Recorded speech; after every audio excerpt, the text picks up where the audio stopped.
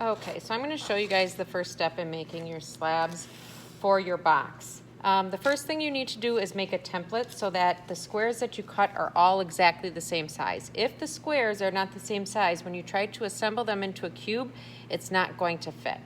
Okay, so what you need to do is get a template. Any piece of paper that you have, you can go ahead and we're going to fold it and tear it, but you could cut if you wanted to, and you could measure if you wanted to. If you have a ruler available, I would say you're either going to choose like a 3-inch box or a 4-inch box. This one that I started using is about 3.5 inches. And if you're not sure how big that is, it's about as wide as my hand. Okay, so if you have small hands, you might want to do a little wider, and if you have large hands, you might want to do a little smaller. And so how I got this template is I just got a piece of paper. This is a straight edge and this is a straight edge, okay? It's not like a torn piece of paper at this point. And I want to fold it. So it's about as wide as my hand. And I'm going to give a nice crease. And then I'm going to fold it back over itself and crease again. And then if you have a scissors, you can go ahead and cut it, or if you don't have a scissors available, you can just tear carefully. All right? So then you have a template, and I'll show you how you'll use this to make your squares. We are going to use the bag itself as our canvas to roll on. Everybody should have 4 paint sticks, so we're going to have 2 on each side. That's going to set the thickness of our slab. And then also we have a PVC pipe, and this is going to be the rolling pin.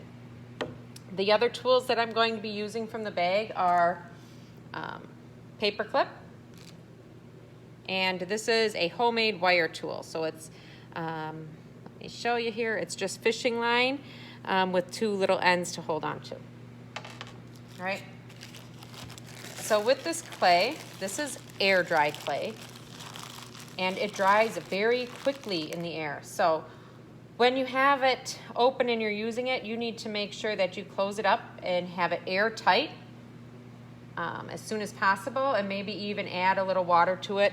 Just put some water on your hands and sprinkle it on there so that it stays moist. All right, so I cut a chunk of clay here that I'm going to roll out, and this is what I had left before. I'm going to first kind of work it into a ball. Close this up so it's nice and airtight and not drying out. And I'm just going to kind of work this into a ball and then kind of flatten it out after that. And then I'm going to roll it out. Okay, so I'm going to flatten it with my hand first. And take my PVC pipe and I'm going to roll. I will know I'm done rolling when my PVC pipe is all the way down to these sticks, okay? If it's still way up here and it's not hitting the sticks, it's not down all the way. The reason we have those sticks to measure the thickness, or to maintain the thickness of the slab, is because you want it to be even all the way. You don't want skinny spots and thick spots. If it has different thicknesses, it will dry unevenly, which could lead to cracks. And it also wouldn't be nice and straight and smooth. So right now, it kind of looks like it's there, but it's not all the way. I'm going to just turn my bag and roll in this direction now.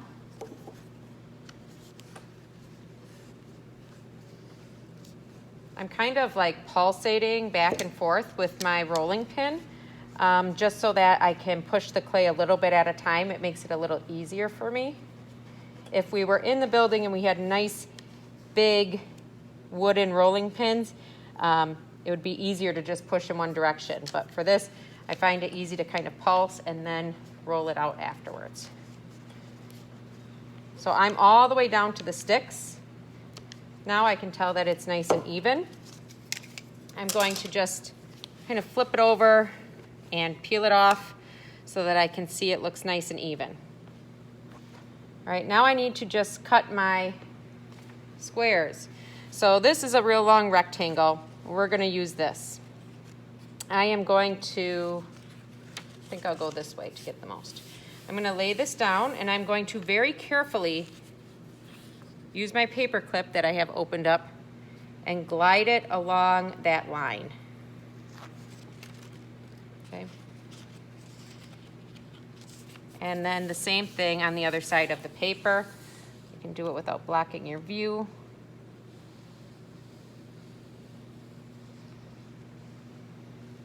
We are using our paper clip as a needle tool. All right, so there I have one strip cut into my slab, and now I'm just going to move this over and line it up with that last cut. And I'm going to cut on this side as well.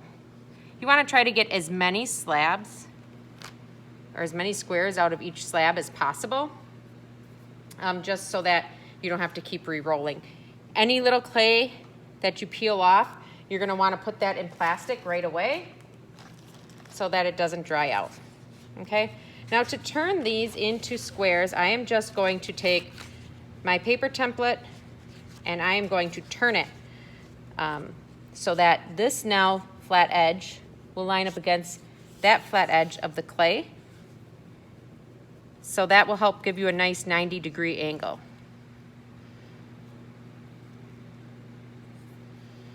It doesn't matter exactly what size your squares are. What matters is that your squares are all the same.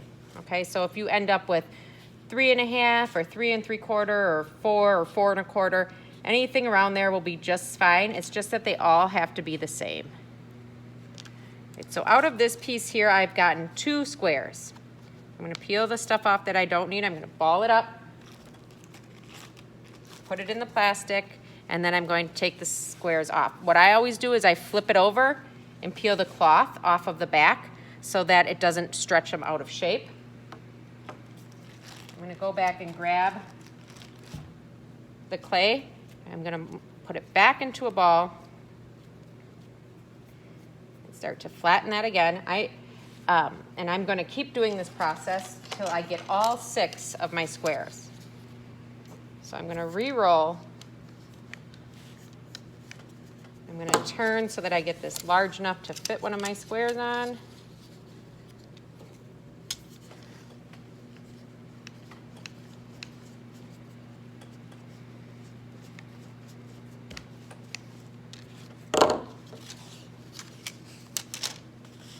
And I will cut out another square, and I will keep doing that until I have 6 squares cut out.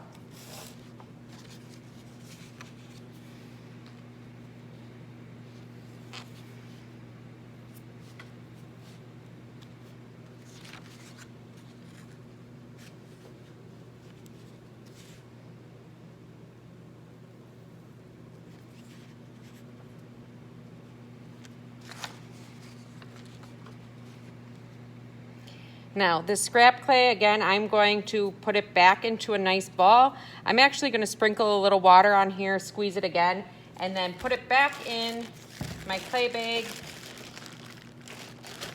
Make sure all of the air is out of the bag and seal it back up.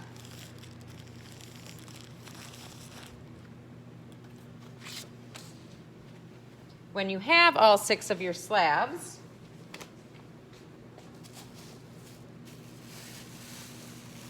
you're going to need to find something flat to store them on. So if you have a piece of cardboard or a cutting board or something like that at home, that would work well.